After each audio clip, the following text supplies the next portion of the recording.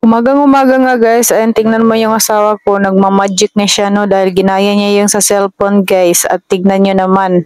Di na siya pinagbigyan sa kanyang magic no dahil kanina nang hindi ko pa siya binibidyo-video ay nalilipat na yung lastiko doon sa kabila. Pero ngayong binidyo-video ko na siya ay hindi na talaga lumipat no at hindi talaga nakisama sa kanya. Hindi rin kasi mahigpit.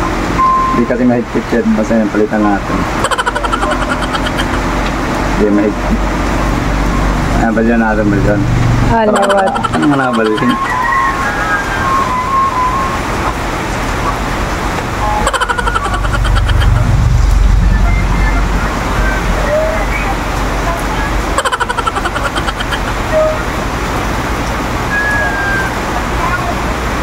Ay na, di na marami yun dun.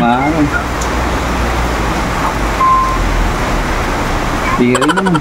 Ewan ko talaga kanina bakit niya nagawa kanina na ilipat at mabilis lang talaga niya malipat, no? Kaya sabi ko sa kanya ay magre-repack na nga lang ako ng asin, baka ako ay matanghalian pa at may lakad pa ako mamaya pagkatapos ko mag-repack ng asin dito. Dahil nga magpapalinis pa ako ng aking kuko sa paa dahil hindi pa nga nalinisan iyon. Kahapon ay yung kamay lang ako nagpalinis, kaya ngayon binibilisan ko na mag-repack ng asin kasi nga aalis ako at pupunta ako doon sa mga naglilinis sa baba sa aking kumaritis charot.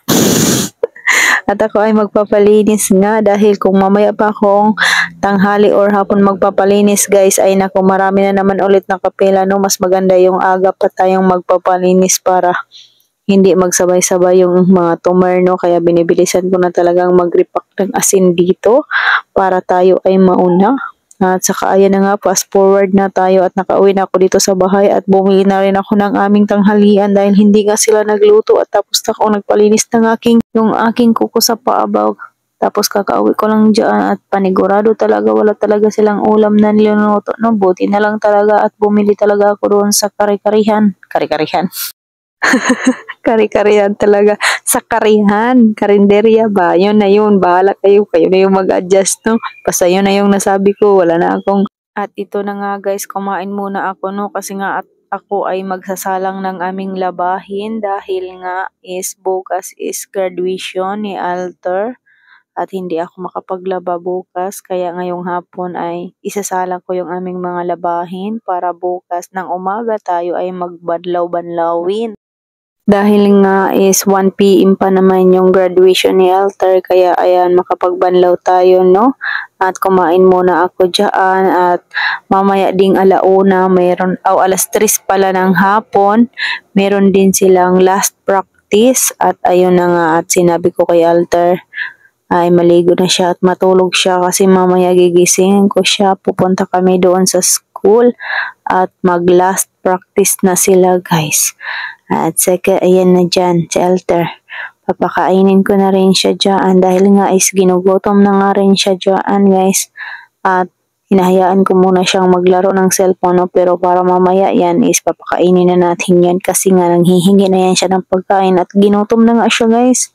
So yun na nga yung bata, ginugutom na yung bata at saging talaga yung una niyang kinain at gustong-gusto niya talaga yung saging na yung saging na yan is inaldaba, basta iwan ko kung anong saging yun.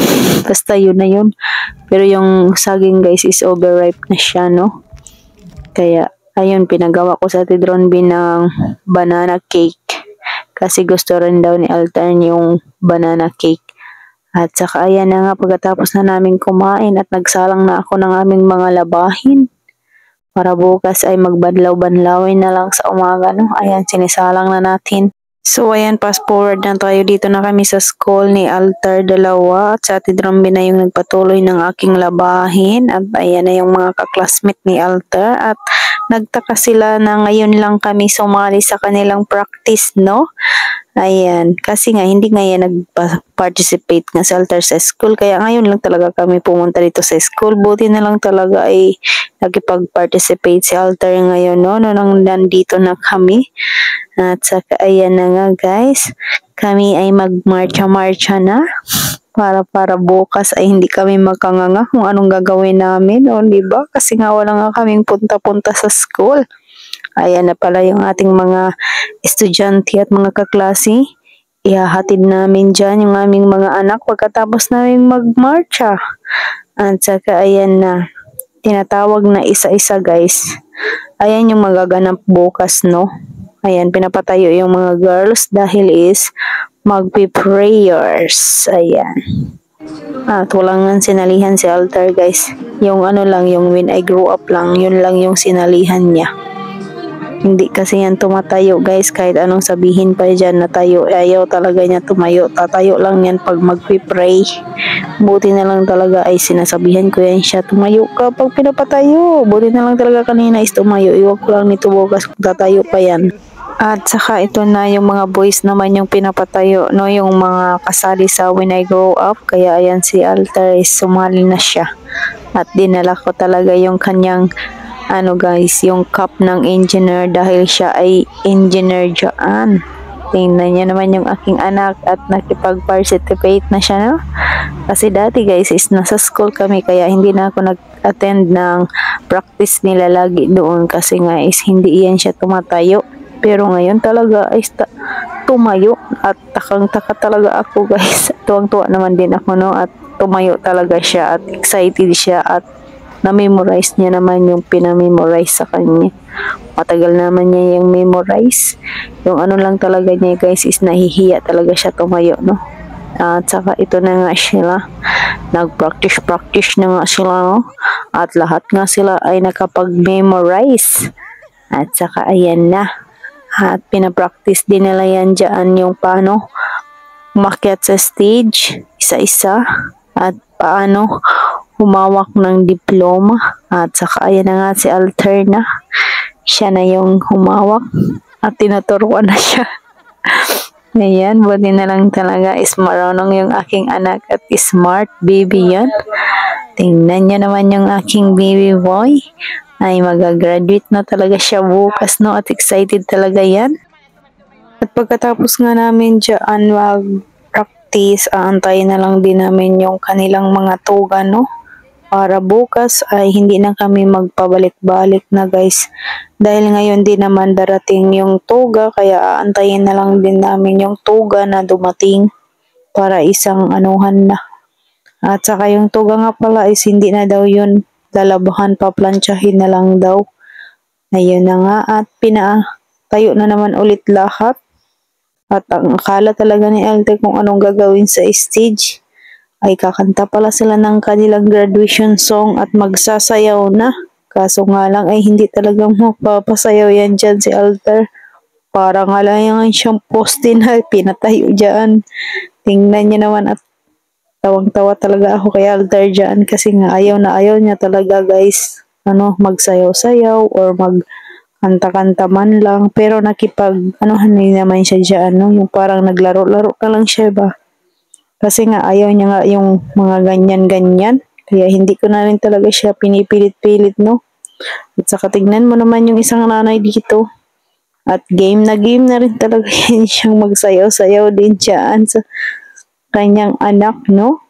At ayan na yung mga klase ni Altar. Pero si Altar talaga is parang poste na tumatayo lang dyan. Si Altar lang talaga guys, yung anak ko, yung hindi siya nakikipag-participate, no? Dahil yung Kuya Dreads niya naman niya dati ay ano naman yun siya pag sayaw-sayaw. Sumasali naman yun siya si Dreads sa mga sayaw-sayaw. At saka ayan na yung isang nanay, pinababa na rin yung isang anak niya dahil hindi rin yun sumasayaw. Ano ba yun sila guys? Mga ilang estudyante ba yun na hindi talaga sumasayaw, no? Pero hindi naman namin pinipilit talaga. So ayan, at nakauwi na ako dito sa bahay at nakuha na nga namin yung kanyang anong tawag dyan, yung toga at saka yung sombrero, no? At paplansyahin ko na nga lang siya kasi malinis naman yan. At saka hanggang dito na lang yung ating video. Dahil marami pa akong gagawin, no? At maraming salamat nga pala sa aking mga bagong followers at sa aking mga bagong subscriber. Sana nandyan kayo lagi at sumusuporta sa akin. Mag-iwan lang ng bakas at ako'y babalikan. Charit. babalikan ko kayo guys. At hanggang dito na lang yung ating video at marami pa akong paplansyahin at gagawin ngayong araw. At buti na lang talaga nakauwi agad kami dahil nga lumakas yung ulan, no? At saka may bagyo pala bukas, kaya sana bukas ay hindi uulan ng malakas. So, bye-bye na!